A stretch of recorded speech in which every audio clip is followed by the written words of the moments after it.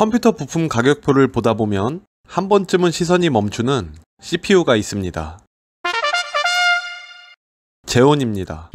가격부터가 상식선 바뀝니다. 수백만원은 기본이고 사양이 조금만 올라가면 1000만원을 넘습니다.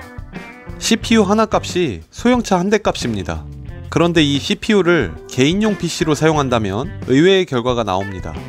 게임은 전혀 빠르지 않고 프레임도 들쭉날쭉한 데다 체감 성능은 오히려 보급형 CPU보다 못하다고 느끼는 경우가 있죠.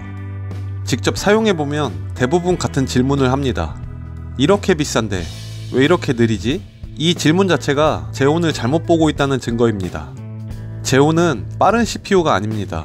정확히 말하면 빠름을 목표로 설계되지 않은 CPU죠. 차량으로 비유한다면 스포츠카는 적은 인원을 태울 수 있고 빠르게 갈 수 있죠. 하지만 고속버스는 비가 오든 눈이 오든 정해진 시간에 정해진 목적지에 사람과 짐을 싣고 반드시 도착하죠. 중간에 퍼지면 안 되고 잠깐 멈춰서도 안 돼요. 제온은 고속버스와 비슷한 역할을 합니다. 빠르지 않지만 여러 개의 코어가 늘 일정하게 동작하죠. 1990년대 말에는 집에 컴퓨터가 한 대씩 보급되던 시절입니다.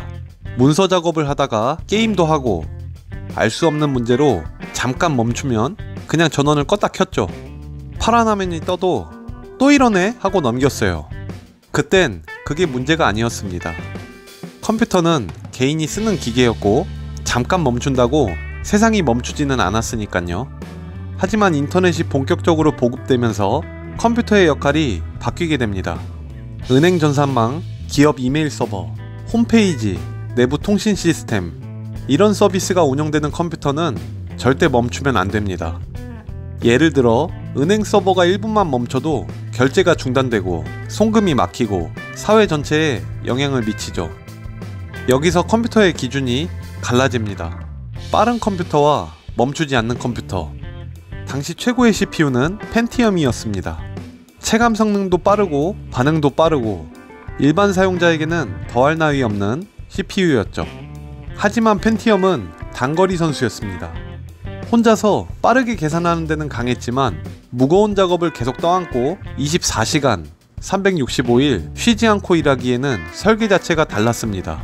그래서 인텔은 선택합니다. 속도는 양보하고 대신 절대 멈추지 말자. 이 선택의 결과로 제온이 탄생합니다. 제온이 게임에서 느린 이유는 단순합니다. 일부러 무리하지 않기 때문이죠.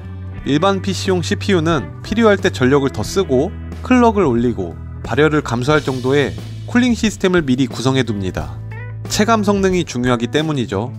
하지만 제온은 그렇게 하지 않습니다. 클럭을 낮게 유지하고 전력 사용도 매우 보수적으로 관리합니다. 서버실에는 이런 CPU가 수십 대에서 수백 대, 많게는 수천 대씩 들어가 있죠. 그중 하나가 열을 내며 무리하다가 멈추면 그 영향은 주변으로 퍼지게 될 거예요. 그래서 제온은 마라톤 선수처럼 움직입니다. 숨이 차오르기 직전의 속도로 하루 24시간, 1년 내내 같은 리듬을 유지하죠. 이게 제온의 기본 철학입니다. 제온은 속도를 포기한 대신 다른 곳에 힘을 씁니다. 코어 수와 캐시입니다. 개인용 CPU는 몇 개의 작업을 빠르게 처리하는 데 집중합니다. 하지만 제온은 많은 작업을 느리더라도 동시에 안정적으로 처리합니다. 그래서 코어 수가 많고 캐시 용량도 일반적으로 커요. 코어가 책을 읽는 뇌라면 캐시는 책상입니다. 읽을 책들을 미리 쌓아두고 필요할 때 빠르게 꺼내두는 공간입니다. 서버 환경에서는 이 캐시 크기와 안정성이 전체 성능에 직접적인 영향을 주게 되죠. 제온을 이야기할 때 ECC 메모리는 빼놓을 수 없습니다. ECC 메모리는 데이터를 저장하고 읽을 때 스스로 오류를 검사합니다. 비트 하나라도 이상이 있으면 즉시 수정하죠. 이 과정 때문에 속도는 느려집니다. 하지만 서버에서는 이 느림이 곧 안전이에요. 은행 데이터에서 숫자 하나가 틀리는 것보다 조금 느린 게 훨씬 낫기 때문이죠. 제온은 이 선택을 끝까지 밀어붙인 CPU입니다. 제온에는 RAS 기능이 있습니다. 신뢰성, 가동성, 정비성. 보통 컴퓨터는 고장나면 멈춥니다.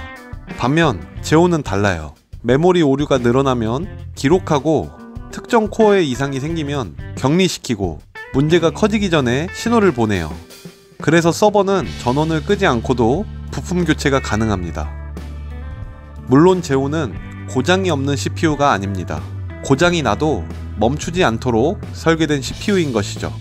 제온을 직접 써본 적 없다고 느낄 수 있습니다. 물론 일명 짭제온이라고 해서 제온 E3 라인업을 사용해본 경험은 일부 있을 수 있겠으나 개발자나 IT 관련 업무를 하는 게 아니라면 직접적으로는 사용해보지 않았겠지만 실제로는 눈에 보이지 않아도 매일 사용하고 있어요. 메시지를 보내고 영상을 보고 카드 결제를 하는 순간 그 뒤에는 항상 데이터 센터가 있습니다. 그리고 그 데이터 센터에는 제온이 돌아가고 있죠. 눈에 띄지 않는 곳에서 같은 속도로 같은 일을 계속 반복합니다.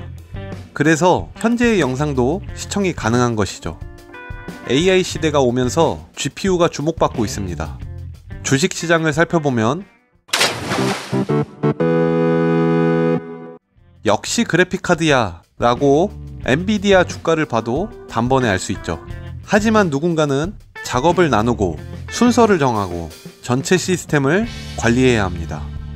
요즘의 제온은 연주자가 아니라 지휘자에 가깝습니다. 이 역할은 오래 버텨본 CPU만 할 수 있죠. 제온은 화려하지 않습니다. 게임도 잘 못합니다. 하지만 세상이 멈추지 않도록 뒤에서 받치고 있는 CPU입니다. 비싸고 답답한 CPU가 아니라 가장 책임이 무거운 CPU죠. 그래서 저는 라이젠을 구매했습니다.